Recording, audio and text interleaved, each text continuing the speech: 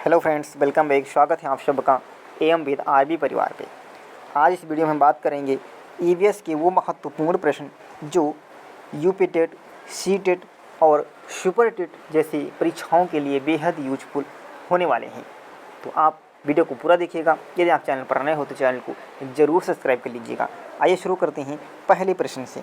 आज का पहला प्रश्न है कि क्षोभ मंडल और ताप मंडल किससे संबंधित हैं? तो यह संबंधित है किससे? ये संबंधित हैं वायुमंडल से। ऑप्शन ए हमारा क्या हो जाएगा? एकदम करेक्ट हो जाएगा।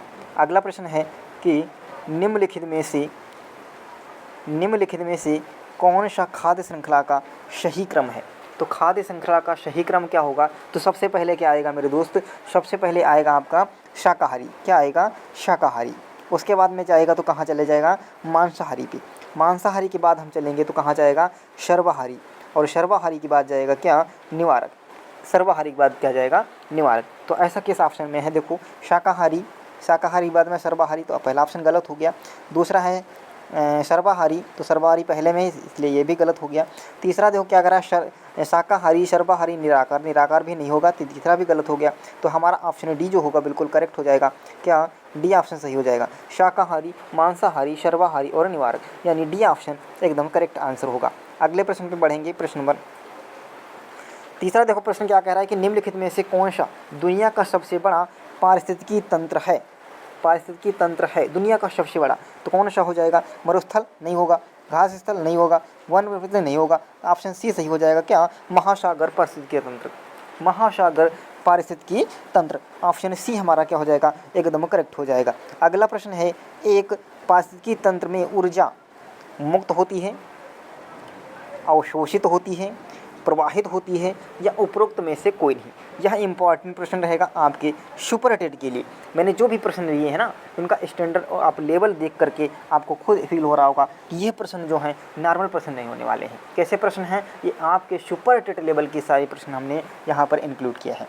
तो पहला क्या कहा गया है? एक पारिस्थितिकी तंत्र में ऊर्जा क्या होती है? तो ऊर्जा प्रवाहित होती है। क्या होगी मेरे दोस्त? प्रवाहित होती है, यानी सी ऑप्शन सही हो जाएगा। ऊर्जा क्या होगी? प्रवाहित होती है। अगला प्रश्न देख लेते हैं। अगला प्रश्न है कि झील में सुपोषण किसकी उपस्थिति के कारण होता है?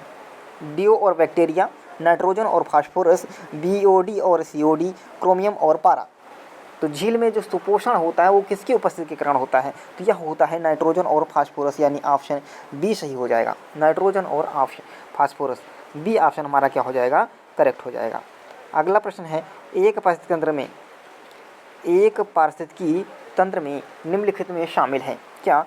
केवल वाले तो यार वैसे भी निगेटिव होते हैं। क्या? केवल वाले तो वैसे भी निगेटिव होते हैं। केवल सजीव गलत हो गया, केवल कीड़े गलत हो गया, केवल भौतिक गलत हो गया। ये तो ऐसे ऑप्शन सही हो जाएगा बी। क्या? बी हमारा सही हो जाएगा। केवल शब्द जहाँ पर होता है वो सीटेड के लिए तो क्या होगा? निगेटिव पॉइंट होता है ना। सीटेड के लिए तो निगेटिव पॉइंट होगा। चलेंगे अगले प्रश्न की ओर। अगला प्रश्न क्या है? उनको छोड़ो। अगला प्रश्न क्या कहा गया है कि एक पारिस्थितिकी तंत्र में ऊर्जा का प्रवाह है। एक पारिस्थितिकी तंत्र में ऊर्जा का प्रवाह है, तो ऊर्जा का प्रवाह कैसा होता है? सदैव एक दिशीय होता है, यानी ऑप्शन हमारा क्या हो जाएगा? सी एकदम करेक्ट हो जाएगा। अगले प्रश्न की ओर बढ़ेंगे। अगले प्रश्न पे चलेंगे। अगला प्रश्न है कि खाद्य श्रृंखला शुरू होती है। खाद्य श्रृंखला शुरू होती है नाइट्रोजन नियत से, क्षय, प्रकाश संश्लेषण से या श्वसन से। तो खाद्य श्रृंखला कहाँ से होगी? प्रकाश संश्लेषण से, यानी ऑप्शन हमारा सी करेक्ट हो जाएगा। यदि आपको प्रश्न अच्छे लग रहे हों, प्रश्नों का लेवल अच्छा हो, तो आपको एक लाइक और हमारे चैनल को सब्सक्राइब जरूर कर लेना है। अगला प्रश्न है कि विभिन्न प्रकार के जीवों को कहा जाता है। जहाँ पर जीवों की विभिन्नता पाई जाती है उस स्थान को हम क्या कहते हैं? तो उसे क्या कहा जाता है? उसे कहते हैं जैव विविधता। क्या कहते हैं? जैव विविधता, यानी ऑप्शन हमारा क्या? ए करेक्ट हो जाएगा। अगले प्रश्न पे चलेंगे। अगला प्रश्न क्या कहा गया है कि पारिस्थितिकी तंत्र शब्द किसके द्वारा दिया गया था? यानी पारिस्थितिकी शब्द किसने दिया था? तो पारिस्थितिकी तंत्र किसने दिया था? तो यह दिया भैया एजी टांसले। ऑप्शन क्या हमारा? बी एकदम करेक्ट हो जाएगा। तो लिंडेमान क्या थे? लिंडेमान ने क्या कहा था? लिंडेमान ने कहा था कि एक पोषण स्तर से दूसरे पोषण स्तर तक ऊर्जा मात्र कितनी? 10% जाती है, यानी इन्होंने 10% का नियम दिया था। तो 10% का नियम प्रश्न पूछा जाता है, खूब भर भर के प्रश्न पूछा जाता है कि 10% का नियम किसने दिया था? तो आपका आंसर तुरंत होना चाहिए लिंडेमान ने। कब दिया था? तो आप कहोगे 1942 में। कब दिया था? तो 1942 में। यह प्रश्न आपको बार बार पेपर में पूछा जा रहा है। क्लियर है? चलो आगे चलेंगे अगले प्रश्न की ओर। अगला प्रश्न क्या कहा गया है? अगला प्रश्न है मेरे दोस्त कि पारिस्थितिकी के परितंत्र के अजैविक घटक कौन होते हैं? अजैविक घटक क्या होता है? अजैविक घटक वो होते हैं, देखो पर्यावरण के 2 घटक होंगे। कौन कौन से? पर्यावरण के 2 घटक होंगे। एक होगा हमारा प्राकृतिक और दूसरा क्या होगा? मानव। तो इसमें हम 2 बात करेंगे, जैविक और अजैविक की। जैविक क्या होते हैं और अजैविक क्या होते हैं? जैविक वो होंगे जिनकी जान होगी, और अजैविक क्या होंगे? जो निर्जीव होंगे लेकिन वो प्रकृति होंगे। अजैविक घटक कैसे होंगे? जो निर्जीव होंगे लेकिन वो घटक होंगे। यहाँ पर आपको ध्यान रखना है, यदि हम बात कर लें निर्जीव, तो हमारा पेन है, निर्जीव हमारा पेन है, तो क्या यहाँ अजैविक घटक के अंतर्गत आएगा? तो आपका आंसर होगा बिल्कुल नहीं। क्यों? लेकिन ये तो निर्जीव है। मैंने क्या कहा? अजैविक घटक में वही आएंगे जो निर्जीव होंगे और प्राकृतिक होंगे। निर्जीव होंगे और प्राकृतिक। कह रहा है कि अजैविक घटक कौन सा है? अजैविक घटक तो देखो मिट्टी, प्रोटीन और कवक, ये हमारे तीनों हो जाएंगे, यानी ऑप्शन हमारा डी सही हो जाएगा। क्या? ऑप्शन डी हमारा सही हो जाएगा। अगले प्रश्न की ओर बढ़ें। अगला प्रश्न क्या कहा गया है? अगला प्रश्न है कि परितंत्रों के समुच्चय को कहा जाता है, तो इसे क्या कहा जाता है? इसे कहा जाता है भैया बायोम, यानी ऑप्शन हमारा क्या? सी सही हो जाएगा। अगला प्रश्न है आपके लिए कि किसी श्रृंखला में प्राथमिक उपभोक्ता होते हैं, तो प्राथमिक उपभोक्ता कौन से होंगे? प्राथमिक उपभोक्ता वो होंगे जो पेड़ पौधों पर निर्भर करते हैं। क्या? जो पेड़ पौधे घास पर निर्भर करते हैं, अपना जीवन यापन करते हैं, उन्हें हम क्या कहते हैं? प्राथमिक उपभोक्ता कहते हैं। तो प्राथमिक उपभोक्ता जो कैसे होंगे? शाकाहारी होते हैं, यानी बी ऑप्शन हमारा क्या हो जाएगा? एकदम करेक्ट हो जाएगा। अगले प्रश्न की ओर बढ़ चलेंगे। अगला प्रश्न क्या है?